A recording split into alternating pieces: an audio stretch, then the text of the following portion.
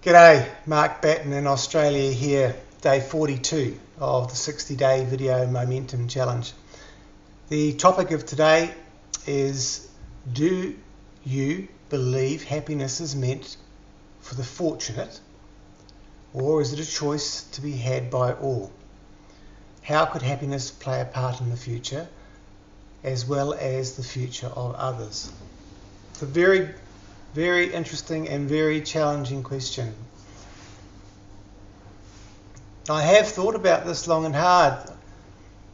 I did a strategy some time ago in my role regarding what happiness is as a marker, as a benchmark for community, and how that actually comes. And I looked at the various studies that have been done. Bhutan is a really good example. They have the highest happiness rating in the world and consistently rank as the highest for happiness in the world as a country in Bhutan.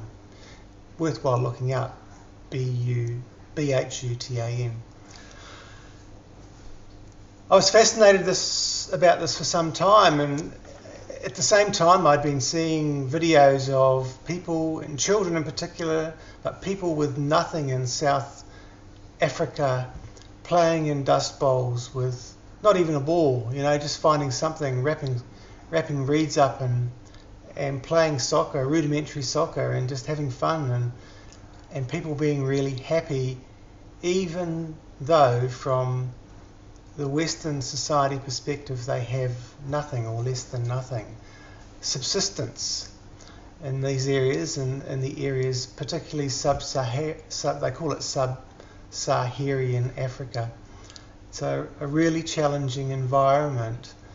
People are dying there. So I have thought about this. Happiness for me comes from something. I don't think I can say, right, I'm going to be happy today. I can, but it's not lasting.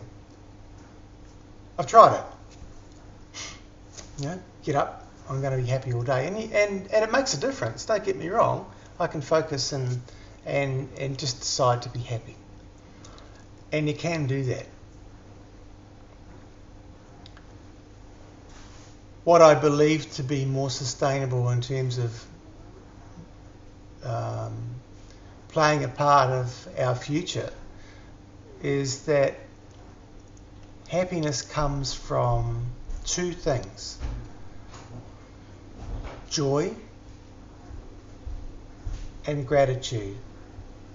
And I've come to this conclusion from watching children and their absolute freedom that comes to them, and the experience of all of the new things that they do each day, and the absolute joy they have in their eyes and on their smiles, and the way they bounce around and bubble around and do stuff. And then they're quite naturally grateful. They have gratitude for that. And not that they're running around saying stuff like, thank you, mummy, very often, but they just really appreciate the experience. You can see it with the joy that they have. And the result of that seems to be that they are very happy. Children smile a lot. And it comes from having this heartiness within them. And of course, when the kids are really young, they can feel love from their mum, love from their dad, the cuddle, when they bite you on the chin as they're teething, and they bite you on the cheek. It's all just part of this joy that they have, this natural freedom that becomes.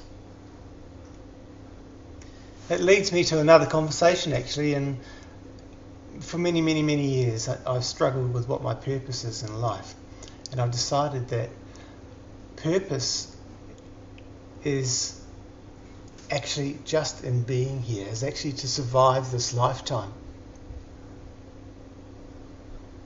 I know that sounds really simplistic perhaps to some, but having lived and loved the way that I have, that's where I've come to, is that my purpose in life is just to be and to become.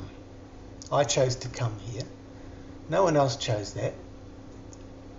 I chose to come into this lifetime for the experience of this illusion. But back to the topic, do you believe happiness is meant for the fortunate? I think the fortunate aspect is a red herring to this question. Do I think it's a choice? No, I don't.